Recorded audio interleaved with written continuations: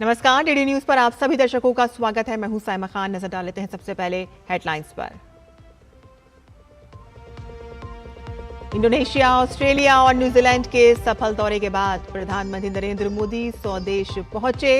PM के दौरे से तीनों देशों के साथ संबंधों को मिली और मजबूती।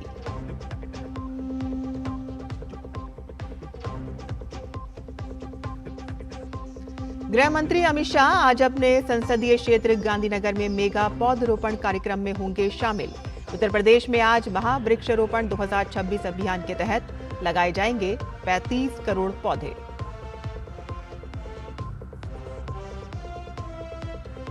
वियतनाम के फू कॉक द्वीप के पास पर्यटकों से भरी नाव डूबी, 15 भारतीयों की मौत। हादसे पर राष्ट्रपति, उपराष्ट्रपति और प्रधानमंत्री ने जताया शोक।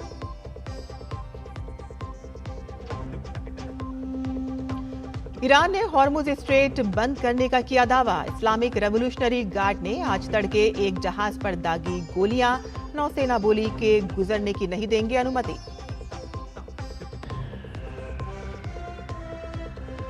और फीफा विश्व कप में इंग्लैंड ने नॉर्वे को 2-1 से हराकर सेमीफाइनल में बनाई जगह। तो वहीं अर्जेंटीना और स्विट्जरलैंड के बीच अंतिम क्वार्टर फाइनल मुकाबला जारी। और बुलेटिन की शुरुआत करते हैं इस वक्त की बड़ी खबर से, जहां इंडोनेशिया, ऑस्ट्रेलिया और न्यूजीलैंड के सफल दौरे के बाद प्रधानमंत्री नरेंद्र मोदी नई दिल्ली पहुंच गए हैं। और इससे पहले प्रधानमंत्री को ऑकलैंड से विदा करने न्यूजीलैंड के पीएम स्वयं एयरपोर्ट पर मौजूद रहे। न्यूजीलैंड से स्वदेश लौटते हुए पीएम ने कहा कि दोनों देशों के सामने अवसरों की अपार संभावनाएं हैं और वे अपनी साझेदारी को नई ऊंचाइयों पर ले जाने के लिए प्रतिबद्ध हैं।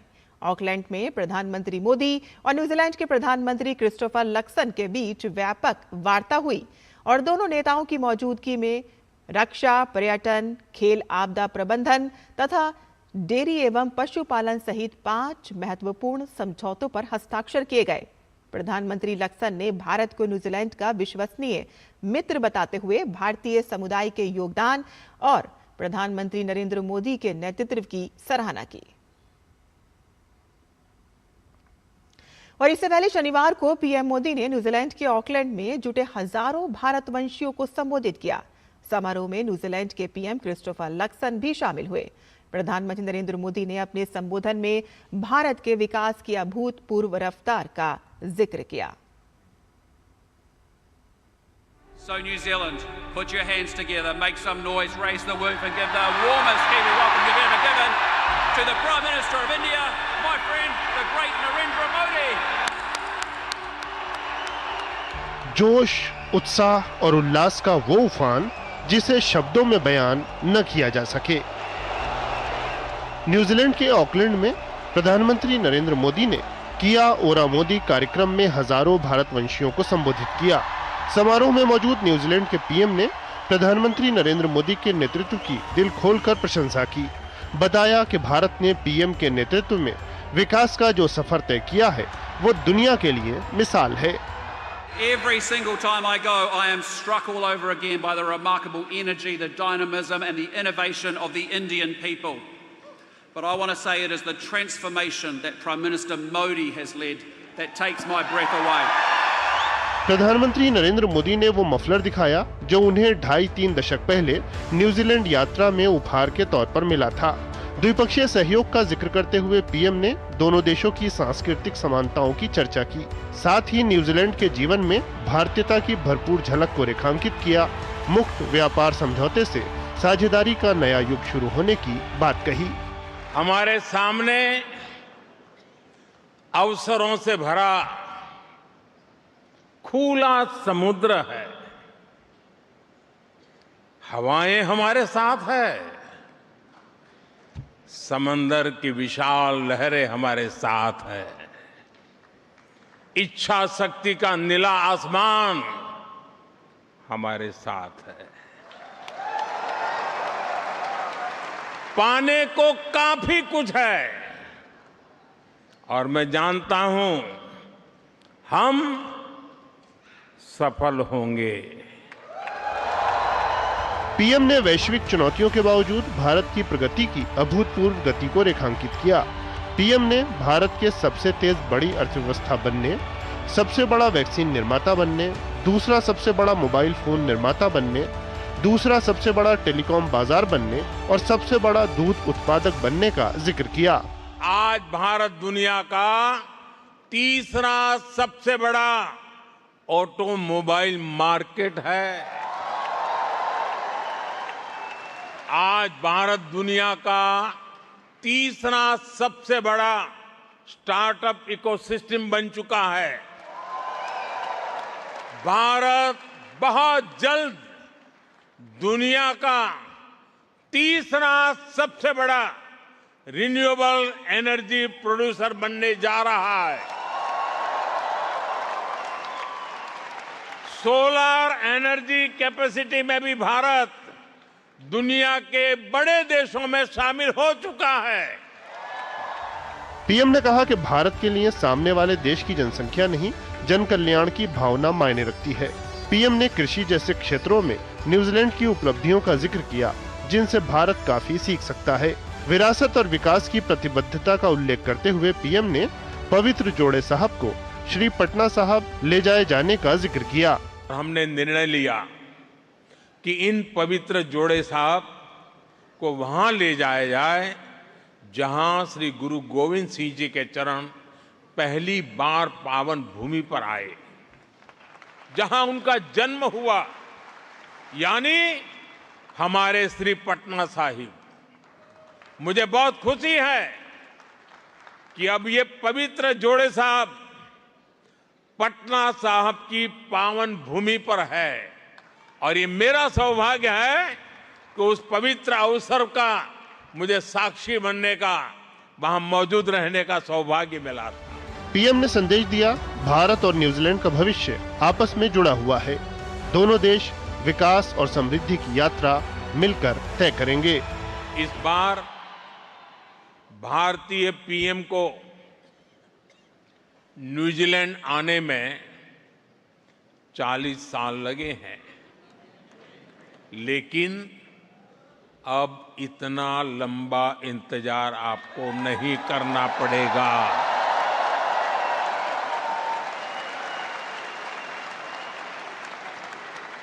अब 40 साल नहीं लगेंगे,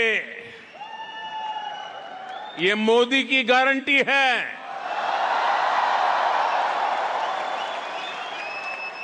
ऑकलैंड से आरेंद्र के साथ bureau report, DD news.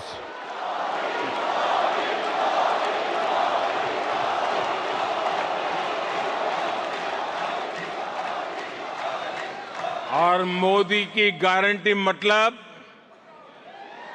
Guarantee पूरा होने की गारंटी।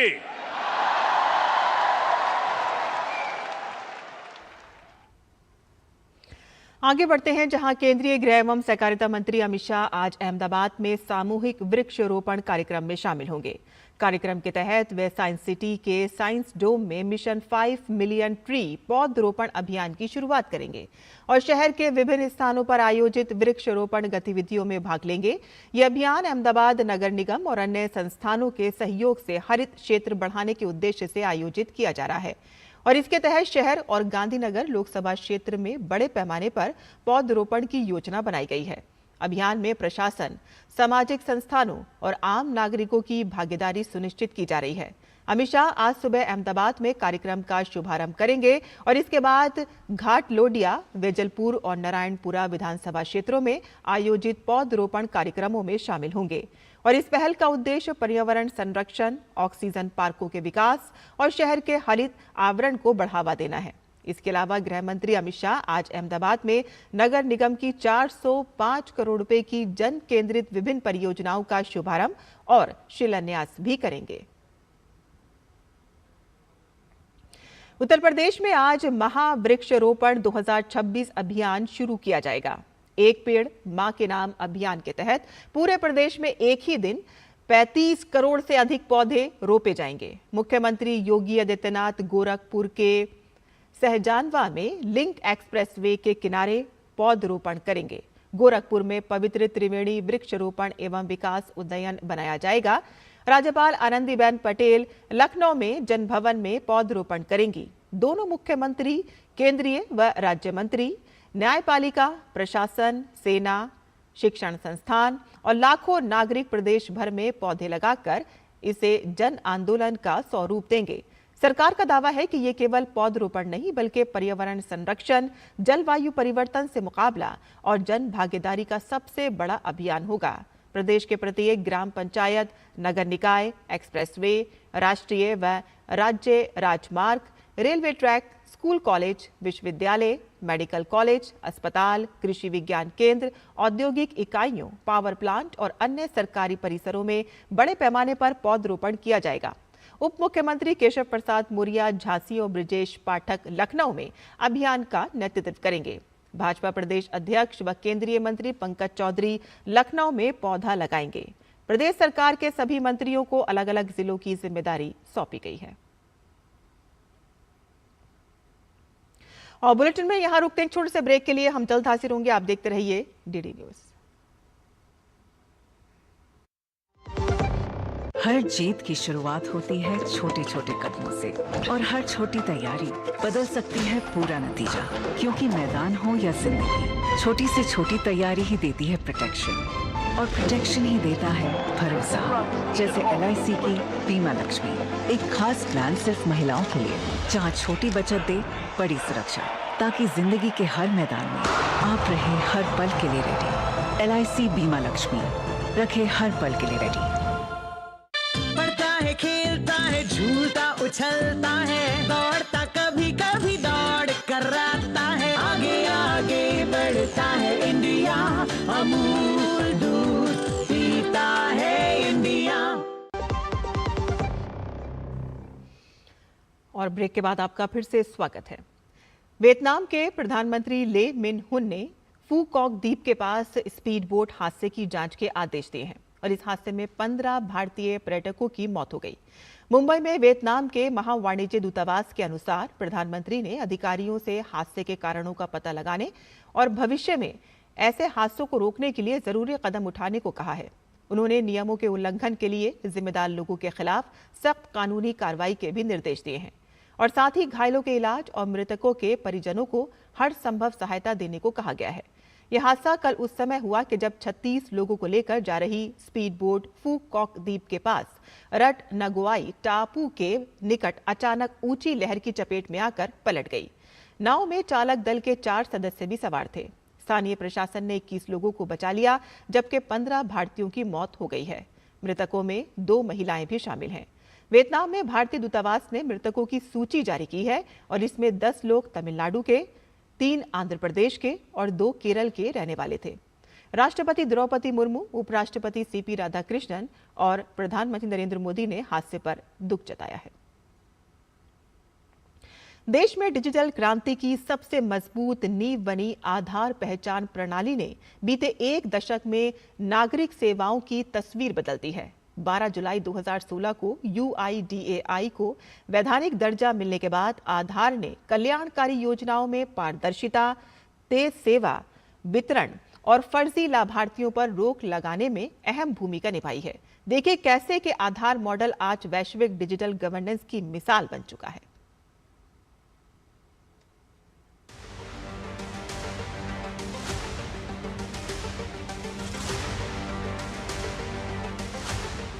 बीते 12 वर्षों में देश में विभिन्न डिजिटल पहलों के चलते नागरिकों के जीवन में क्रांतिकारी बदलाव देखने को मिले हैं। इस दौरान आधार, जनधन और डायरेक्ट बेनिफिट ट्रांसफर जैसी सुविधाओं ने देशवासियों की रोजमर्रा की जिंदगी को बेहद आसान बना दिया है। डिजिटल दुनिया के इस पूरे तंत्र की नींव में है आधार की डिजिटल पहचान। ये दुनिया की सबसे बड़ी बायोमेट्रिक पहचान प्रणाली है। प्रधानमंत्री नरेंद्र मोदी के नेतृत्व में इसे कानूनी ढांचा देने के लिए 2016 में आधार अधिनियम पारित हुआ। इसी अधिनियम के तहत 12 जुलाई 2016 को UIDAI यानी भारतीय विशिष्ट पहचान प्राधिकरण को एक वैधानिक प्राधिकरण का दर्जा मिला। इससे पहले ये योजना आयोग का सिर्फ एक कार्यालय था। तत्कालीन वित्त मंत्री अरुण जेटली ने इस विधेयक को 3 मार्च 2016 को लोकसभा में पेश किया था। इसे संविधान के अनुच्छेद 110 के तहत मनी बिल के रूप में पेश किया गया था, जिसके बाद 11 मार्च 2016 को ये विधेयक पारित होकर targeted delivery of financial and other subsidies, benefits and services act 2016 यानी आधार कानून बन गया।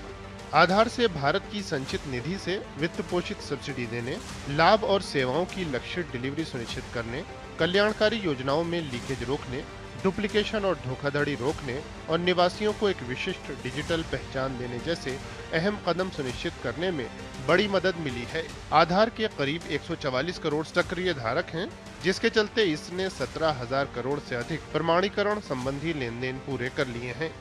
आज आधार को भारत के डिजिटल पब्लिक इंफ्रास्ट्रक्चर की बुनियाद माना जाता है, जिसमें केंद्र के साथ साथ राज्य सरकारें भी बड़े पैमाने पर आधार का इस्तेमाल कर रही हैं। डिजिलॉकर, ई-साइन और यूपीआई जैसी अनेक बेहद अहम सेवाएं इसी बायोमेट्रिक पहचान की नींव पर सुचारू रूप से काम कर रही हैं।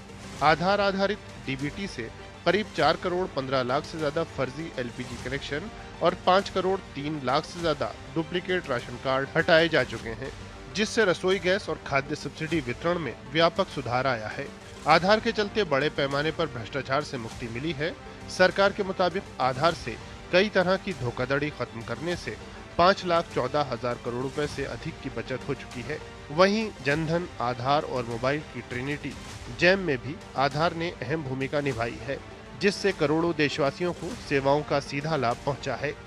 आधार ने प्रशासन को लेकर नागरिकों के नजरिए में क्रांतिकारी बदलाव पैदा किए हैं। प्रधानमंत्री नरेंद्र मोदी के नेतृत्व में आया ये परिवर्तन पारदर्शिता के लिए उनकी प्रतिबद्धता का सटीक प्रमाण है। इसी का नतीजा है कि इस दौरान कई देशों ने भारत के साथ आधार से जुड़ी डिजिटल पहचान तकनीक को साझा करने के लिए समझौते किए हैं, जिससे आधार मॉडल दुनिया भर में डिजिटल गवर्नेंस का बेहतरीन उदाहरण बनकर उभरा है। Bureau report, DD news. और देश के सूक्ष्म खाद्य प्रसंस्करण क्षेत्र को मजबूत बनाने की दिशा में केंद्र सरकार की प्रधानमंत्री सूक्ष्म खाद्य प्रसंस्करण उद्यमों की योजना ने एक अहम उपलब्धि हासिल की है। योजना के तहत देश भर में 2 लाख से अधिक सूक्ष्म खाद्य प्रसंस्करण उद्यमों को ऋण स्वीकृत किए जा चुके हैं। नई दिल्ली में आयोजित विशेष कार्यक्रम में केंद्रीय खाद्य प्रसंस्करण उद्योग मंत्री चिराग पासवान ने इस उपलब्धि को आत्मनिर्भर भारत की दिशा में बड़ा कदम बताया है। देखिए ये रिपोर्ट। देश के गांवों और छोटे शहरों में खाद्य प्रसंस्करण से जुड़े लाखों छोटे उद्यमों को नई पहचान और नई उड़ान देने वाली प्रधानमंत्री सूक्ष्म खाद्य प्रसंस्करण उद्यमियों के लिए पीएमएफएमई योजना ने एक नया इतिहास रच दिया है। नई दिल्ली में आयोजित विशेष समारोह में योजना के तहत 2 लाख से अधिक ऋण स्वीकृत होने की उपलब्धि के दिन विशेष कार्यक्रम का आयोजन किया गया। इस मौके पर केंद्रीय खाद्य प्रसंस्करण उद्योग मंत्री चिराग पासवान ने झारखंड के रांची निवासी इंद्रजीत सिंह को योजना के 2 लाखवें लाभार्थी के रूप में सम्मानित किया। खाद्य प्रसंस्करण का क्षेत्र एक ऐसा क्षेत्र है जो आने वाले दिनों में जब हम लोग विकसित भारत के लक्ष्य के साथ हम लोग आगे बढ़ते हैं, 2047 में जब हम लोग भारत को एक विकसित देश बनता हुआ देखना चाहते हैं, उसमें एक अहम भूमिका ये क्षेत्र निभाएगा। आज की तारीख में हमारे पास वो वॉल्यूम है जहां हम अपने देश की खाद्य ज़रूरतों को पूरा करते हुए कई और देशों की खाद्य फूड सिक्योरिटी पे भी हम लोग ध्यान दे सकते हैं। पीएमएफएमई योजना के तहत अब तक 20,300 करोड़ रुपए से अधिक का निवेश आकर्षित हुआ है। सूक्ष्म उद्यमों को वित्त, प्रशिक्षण, तकनीक, ब्रांडिंग और बाजार से जोड़ने वाली पीएमएफएमई योजना अब केवल सरकारी योजना नहीं, बल्कि स्थानीय उत्पादों को राष्ट्रीय पहचान दिलाने और ग्रामीण अर्थव्यवस्था को नई मजबूती देने का माध्यम बन चुकी है।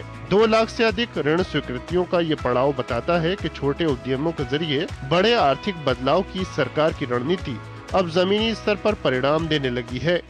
पीएमई-एफएमई के तहत लोन लिया 7 लाख का, जिससे मैंने बड़ी मशीनें ली, जिससे मेरा उत्पादन बढ़ा और मेरे प्रोडक्ट में गुणवत्ता आई।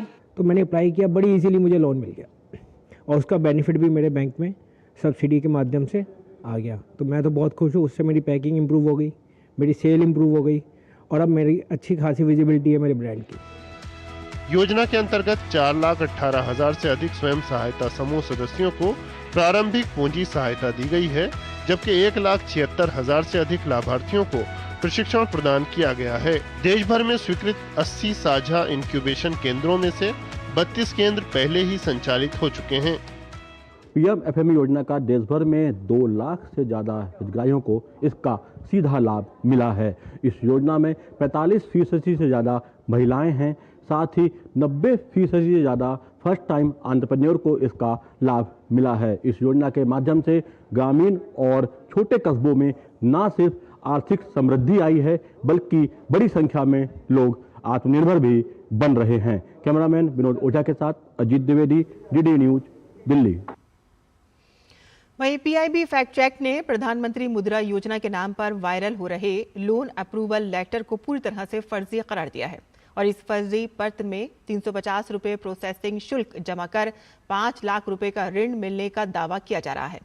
पीआईबी ने स्पष्ट किया है कि मुद्रा योजना सीधे व्यक्तियों या सूक्ष्म उद्यमियों को ऋण नहीं देती, बल्कि बैंकों और वित्तीय संस्थानों को पुनर्वित्त सुविधा उपलब्ध कराती है। लोगों से अपील की गई है कि ऐसे फर्जी संदेशों से सतर्क रहें और किसी भी प्रकार का भुगतान ना करें और अपनी बैंकिंग या व्यक्तिगत जानकारी साझा करने से बचें।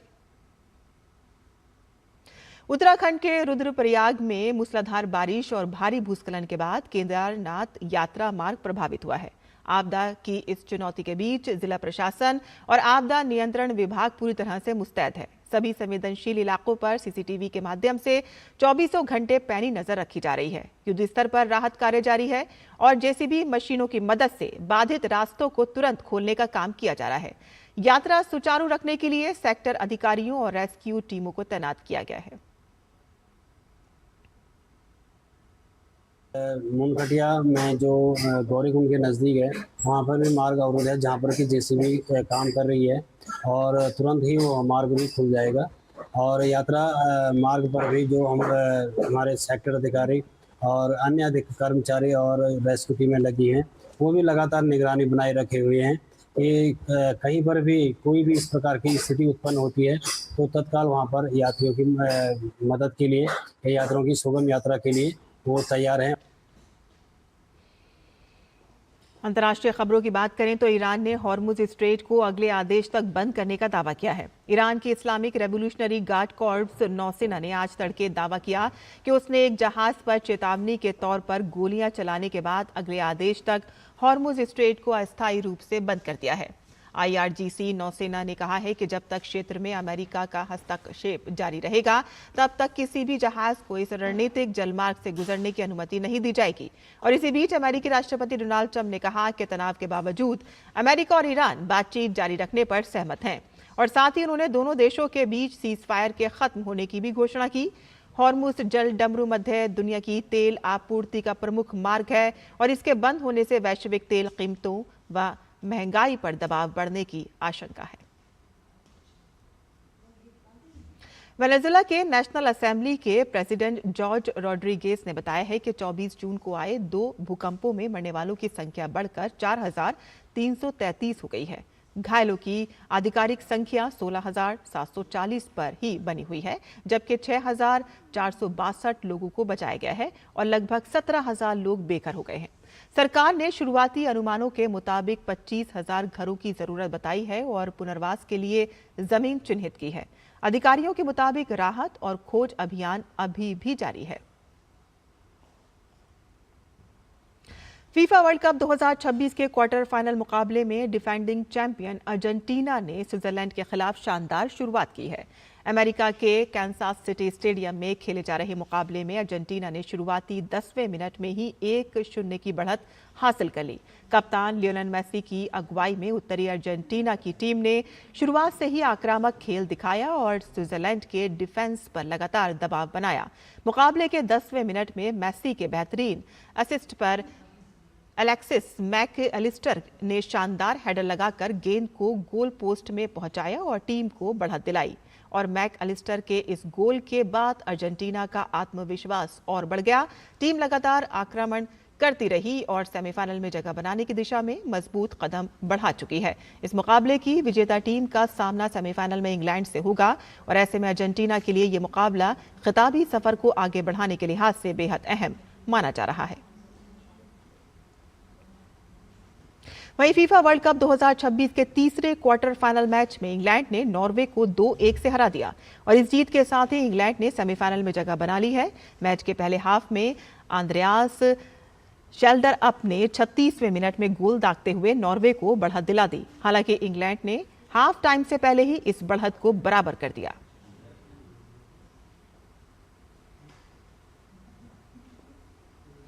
वहीं विंबलडन टेनिस। और इसी के साथ ही हमारा ये बुलेटिन यहीं पर ही खत्म होता है। आगे आप देख सकते हैं हमारा मॉर्निंग शो नया सवेरा। मुझे अनुमति दें। नमस्कार।